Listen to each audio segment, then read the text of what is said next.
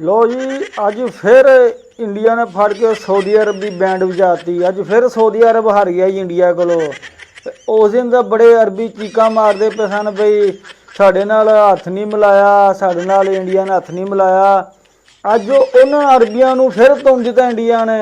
इन्हों की इन्नी कु औकात है सऊदी अरब की भी ये एक 2 टके के मुल्क को मैच हार गए ने।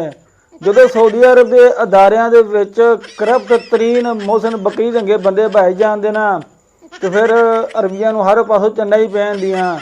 तो इतने हम बड़े बड़े वड्डे जादूगर पे हुए ने जोड़े सिफारिश इतने आए हुए हैं। तो जोड़े मेहनती बच्चे ने वो पिछे किए हुए हैं, जोड़े सिफारिशी ने चमचे ने उन्होंने अगे किया है, अदारे तबाह किया है इन्होंने अरबिया ने। अरबी है ही इसे लायक ने, हर पासों छितर वजते रहे हैं, ये ठीक रहते हैं।